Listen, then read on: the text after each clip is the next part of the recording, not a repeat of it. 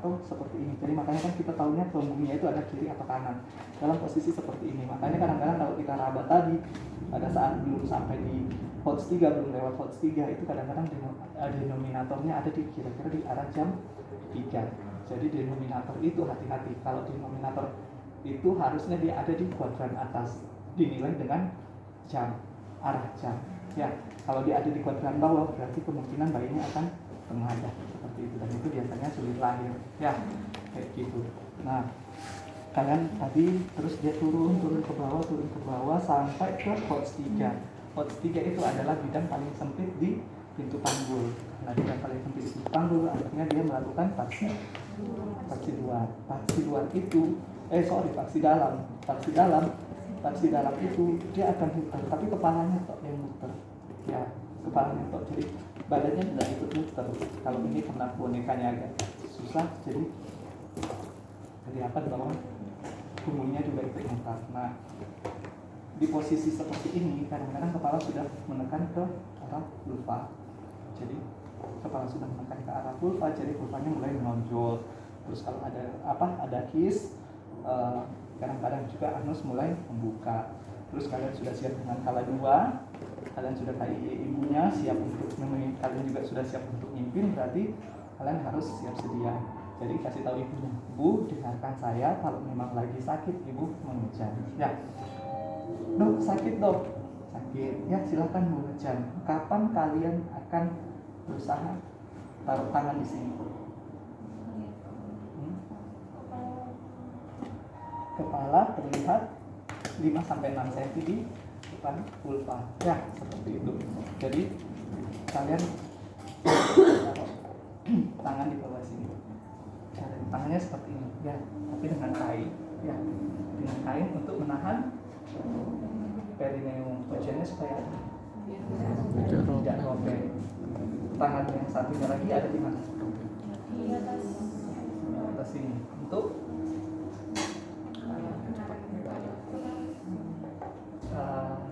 di buku kalian bilang menahan, tapi sebenarnya kalau dokter Bambang nggak suka kalau dibilang menahan. Kenapa? Karena kalau kita menahan ya berarti kita tahan supaya kepalanya nggak lahir.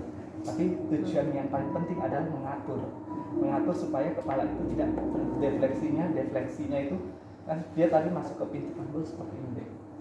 Seperti ini dia fleksi, makanya yang teraba adalah ini. Jadi yang teraba adalah ubun-ubun kecil karena dia fleksi. Jadi letak belakang kepala. Jadi dia fleksi supaya diameternya yang masuk ke pintu panggul itu diameter yang lebih kecil. Nah, setelah dia masuk, dia akan tetap fleksi sampai di bawah pintu panggul depan. Setelah mau lewat pintu panggul depan ini, dia akan defleksi atau dia akan ekstensi. Dari fleksi dia harus defleksi, ya, kayak gitu. Nah, dia defleksi itu dia akan lahir seperti ini. Nah,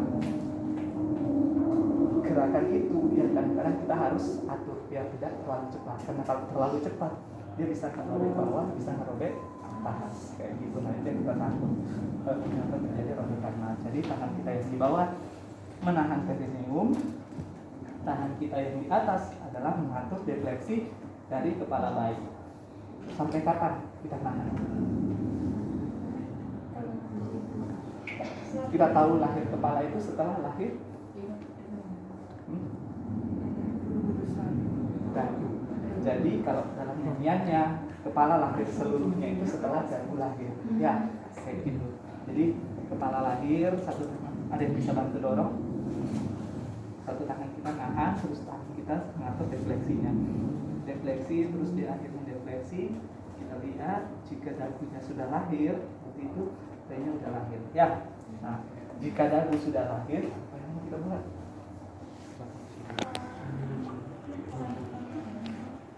Putar paksi lu nunggu. Jadi kita nunggu. Sembari kita nunggu dia paksi luar, kita bersihkan hidung dan pakai kain kasa. Ya, kain kasa yang bersih kita bersihkan mulut dan hidung bayinya. Sembari itu kita menelusuri tali pusat. Apakah ada lilitan tali pusat? Biasanya kita telusuri dari bawah sini. Jadi dari sini kita telusuri sampai ke leher. Karena kalau kalian lihat ini kan kepalanya nggak akan keluar kalau misalnya seperti ini. biasanya lehernya belum terlalu kelihatan semuanya. Ya, ini karena nggak ada vulvanya aja makanya terlihat, harusnya belum terlalu kelihatan, baru segini kelihatan ya kalau tadi sudah lahir. Nah, terus kita telusuri, kita cari tahu apakah ada limitan tali pusat atau tidak. Misalnya kalau ada, kita bebaskan, kita longgarkan dulu ya kan ini tali pusat di dalam, terus misalnya ya limitan seperti ini ya, nah seperti ini kalian bebaskan dulu. Jika memang masih longgar bisa dibebaskan, kalian lepaskan ya.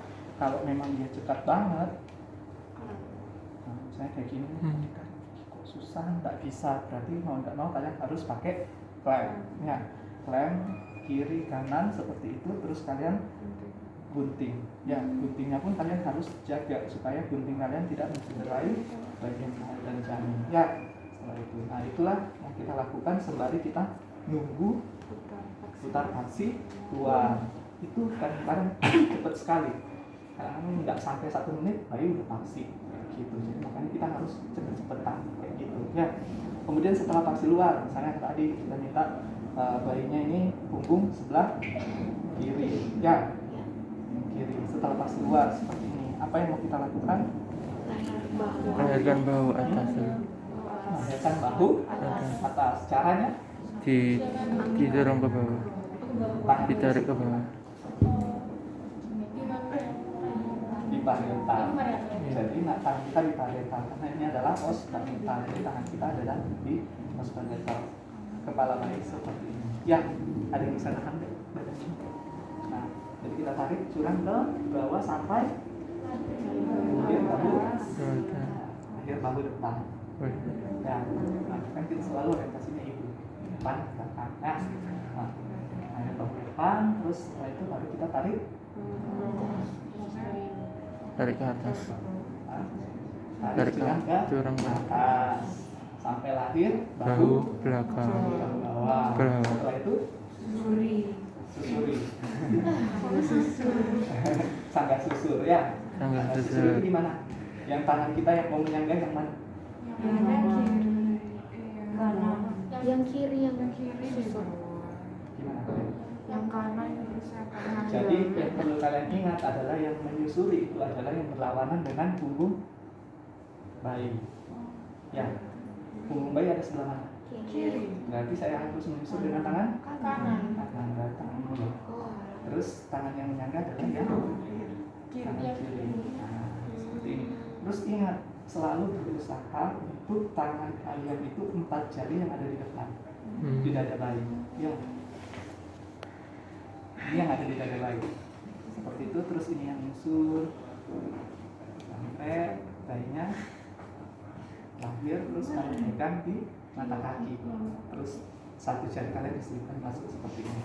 Ya, setelah itu baru putar kasih ke ini. Nah, kalau misalnya dia tadi seperti ini, punggungnya punggung kanan, berarti saya akan menyusurnya pakai tangan Kiri. ini kan lahir, berarti saya menyusurnya pakai tangan kiri. Yang nyangga adalah tangan Kanan. Tangan saya akan seperti ini, yang menyusur. Sambil sembari ibunya boleh megang tak apa. Ya, lahir, saya kasih ke ibunya, taruh di atas perut ibunya. Tadi kan sudah ada kainnya di sini ya. Sudah ada kain di atas sini. Terus tutup, kasih hangat, misalnya bayinya nangis bagus atau segala macam. Lanjutkan apa yang mau kalian lakukan.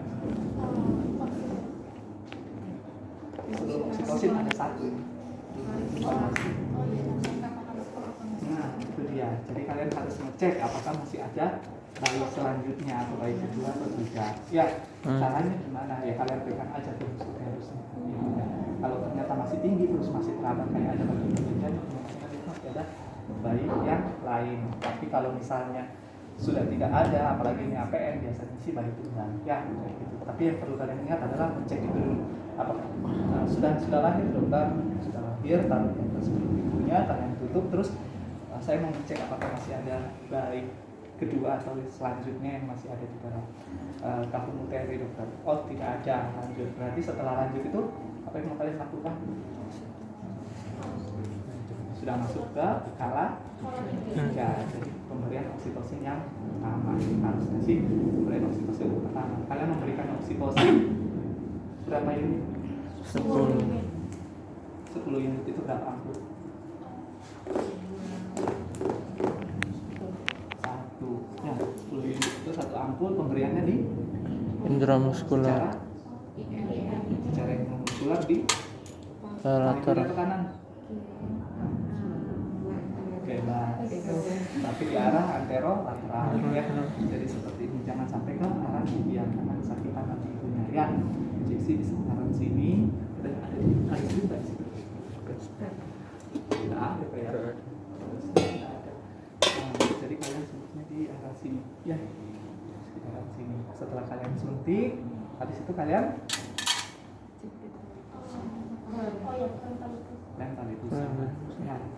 Kalau biasanya ini bukan APM yang tidak harus kerja sendiri, itu sudah disediakan sama mbak-mbak bidannya. Jadi kita tinggal suntik oksitosin. Setelah itu biasanya tali pusat udah putus. Gitu. Makanya udah putus itu udah bahkan bayinya udah dibawa sama mbak-mbak. Seperti itu. Setelah itu kita potong tali pusat. Potong tali pusat di mana kita mau potongnya? Pertama kita taruh di 3 cm meter dari dari bayi. Ya, dari perut bayi. Jadi kurang lebih sekitaran sini. Setelah itu klem kedua 2 cm meter dari klem pertama. Sebelumnya itu kita urut dulu. Diurut dulu sampai tidak ada darah yang tersisa di sini. Kemudian kita pasang sampai di sini. Ya, susah banget. Nah, setelah itu baru kita gunting. Ya, kita gunting itu pakai gunting. Biasanya kan ini kan ini terus kita masukkan di selanya seperti ini baru kita gunting. Ya, setelah kita gunting, kita mau bikin apa?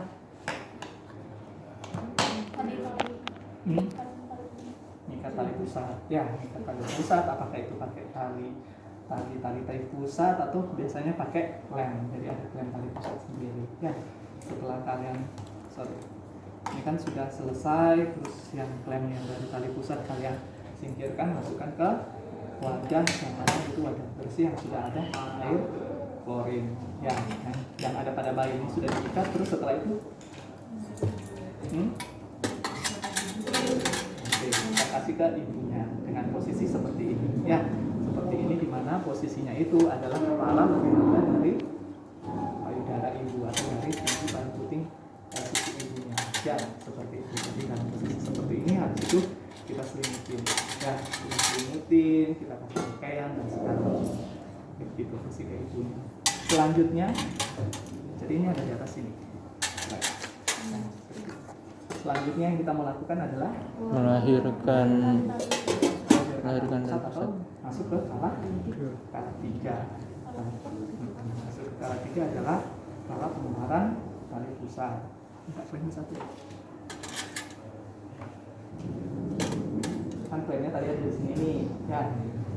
Terus yang kita lakukan di kala tiga itu selain tadi oksitosin yang pertama, terus yang kita lakukan adalah manajemen aktif kala tiga dengan pergangan tali pusat terkendali. Ya, pergangan tali pusat terkendali dengan masa uterusnya nggak sembarangan ke arah dorsokranial. Jadi ke arah dorsokranial itu seperti ini. Ini ke dorso terus kranial. Kranial. Kadang-kadang tanpa kita masase pun biasanya kita cuma nahan aja seperti itu. Ya, selanjutnya kita lakukan pergangan tali pusat terkendali. Nah, kalau misalnya seperti ini kalian kejauhan nih kepanjangan, ini boleh kalian majuin sampai ke sini, sampai 5 sampai 6 cm di depan vulva. Tapi sebelumnya kalian dulu seperti itu supaya nanti tidak muncrat ya anaknya ya. Terus kalian pindahkan ke sini. Nah, pindahkan cara turunnya adalah seperti ini. Masuk ke setelah ini, ya atau setelah ini tidak apa-apa. Ya, jadi intinya adalah klem ini sebagai alat bantu kalian untuk megang tali pusat, karena kalau kalian pegang tali pusat seperti ini licin gitu ya. Terus sambil kalian gosok ya seperti itu sambil massage ini nggak perlu ditarik ya, ini cuma pegangan aja sampai kalian merasakan separasi dari plasenta. Tanda separasi plasenta. Ada di buku kalian? Ada kan? Tanda separasi plasenta itu adalah tali pusat makin panjang, satu. Ya. Terus yang kedua adalah adanya semburan darah dari jalan lahir atau dari uterus ke jalan lahir. Ya. Yang ketiga adalah kan tangan kalian satu masih di atas sini. Jadi uterusnya kecil. Kayak gitu. Jadi terabur uterusnya jadi lebih kecil. Nah, setelah itu sampai kalau misalnya sudah ada separasi plasenta, tidak apa-apa, kalian tetap peregangan atau agak sedikit menarik sampai plasenta ada di introitus vagina. Ya, di introitus vagina. Jadi introitus vagina itu seharusnya ada di depan sini. Setelah dia ada di introitus vagina, kalian pegang dengan dua tangan, dan dengan dua tangan sambil kalian putar. Biasanya sih putarnya searah jarum jam. Kalian putar searah jarum jam sampai plasenta ini lahir beserta dengan seluruh selaputnya. Setelah itu baru kalian evaluasi. Ya, evaluasi apakah plasentanya utuh atau tidak. Gitu. Cara evaluasinya biasanya dengan kasa kering, kalian usap kotiledonnya, lihat apakah ada kotiledon yang hilang atau tidak. Kayak gitu. Setelah itu ini kan kotiledon, terus untuk selaputnya kalian balik, kalian lebarkan, terus kalian balik lagi, terus apakah selaputnya tutup semua kan plasentanya. Ya, seperti itu. Nah, kalau misalnya lengkap berarti tidak ada masalah. Ya, selesai kala 3. Kapan kita memberikan oksitosin yang kedua? Dalam 15 menit. Dalam 15 menit setelah oksitosin pertama kan? Nah, jadi kan kalian memberikan oksitosin pertama tadi kan waktu mulai kala 1, kala 2, kala 3 tadi kan sebesar paling besar. Nah, itu setelah 15 menit itu, terus itu belum lahir hari-harinya atau plasentanya, kalian berikan oksitosin 10 unit yang kedua. Terus setelah kapan kita kasih lagi? Kalau 30 menit dia dulu. Kalau menunjukkan 4 jam tidak ada kendaraan darat.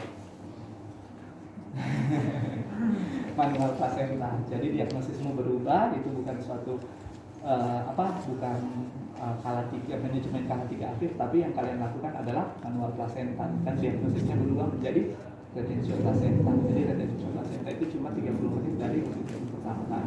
Ya, begitu 30 menit kalian tak lahir manual plasenta. Ya, tapi itu kan tidak masuk APN. Ya, seperti itu. Nah, skala 3 setelah ini lengkap, semuanya lengkap, kalian masukkan ke wadah atau kadang-kadang biasanya di RSSA di kantong plastik. Tapi jangan lupa kalian dilepas dulu ya, karena ini punya negara.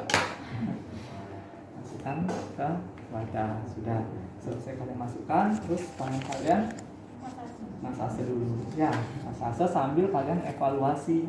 Evaluasi apa? Ada perdarahan atau tidak? Misalnya tidak ada perdarahan, berarti sudah selesai, kita masuk ke kala 4.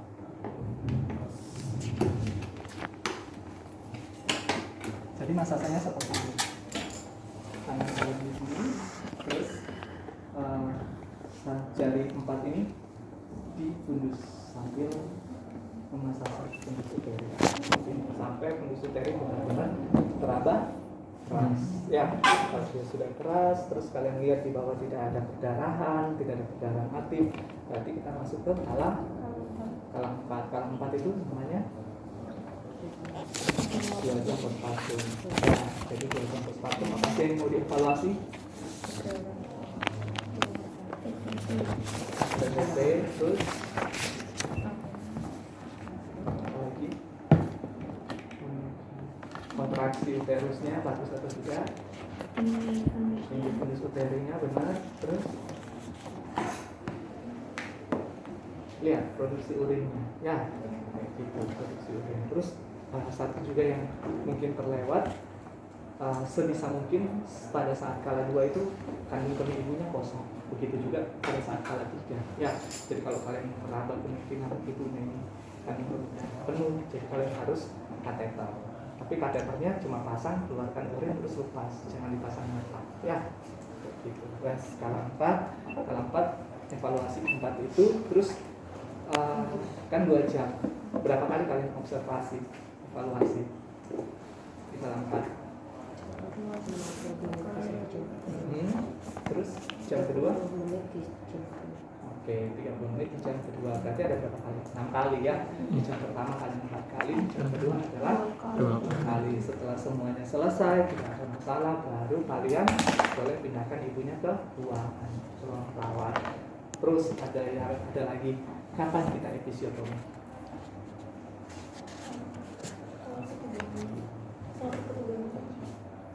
Episiotomi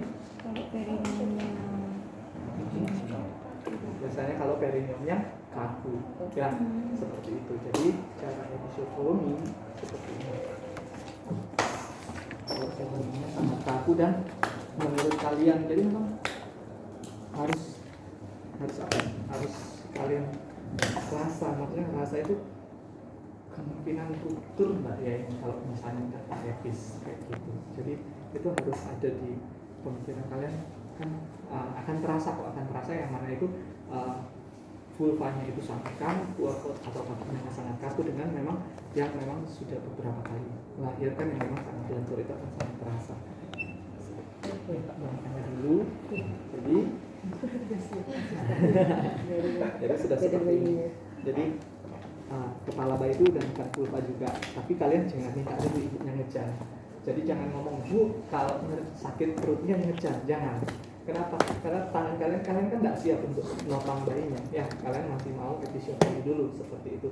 Jadi bu kalau sakit nggak apa-apa, tahan dulu ya, jangan ngejar dulu seperti itu. Karena kalau kalian suruh ngejar, tangan kalian ada di sini, kalian nggak siap untuk menerima bayinya. Bisa jadi sebelum kalian epis malah sudah robek sana sini dulu. Tujuannya episiotomi adalah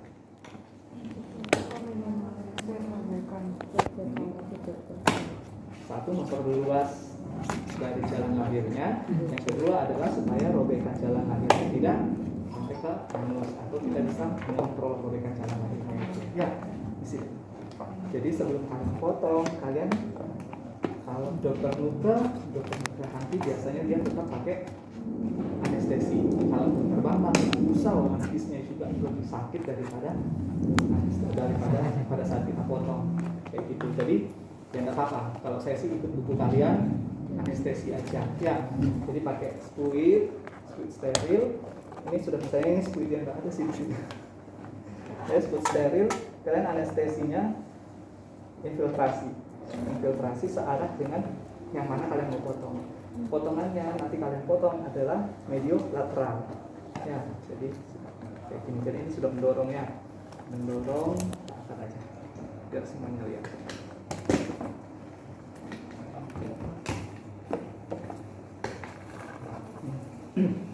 Jadi arah guntingnya nanti ke arah sini. Ya, ke arah sini medio lateral. Ya, karena kalau kalian ke bawah sini kemungkinan kena anus. Kalau kalian medial itu banyak otot seperti itu. Jadi banyak otot pasti banyak pembuluh darah. Ya, terus yang kalian perlu lakukan adalah kan kepala bayi ini ada di sini. Ya, kalian sanggah nahan kepala bayi. Jadi kepala bayi ada di sini, 2 jari kalian ada di dalam. Pada saat kepala bayi mendorong vulva baru kalian potong. Ya, seperti itu. Jadi kalian potong, cara potongnya adalah menggunting sambil mendorong. Jadi gunting sambil dorong. Karena kalau kalian cuma potong di sini biasanya tidak terlalu ini. Cuma potong sedikit saja. Kurang lebih 3 cm cukup. Ya, 3 cm dalamnya cukup. Setelah itu baru kalian lepaskan, simpan guntingnya, baru kalian gunting lagi untuk bersama. Ya, itu untuk episiotomi. Jadi episiotomi tidak wajib dilakukan. Kalau misalnya ini ya tadi di anestesi dulu. Ya, oke. Sudah selesai APM.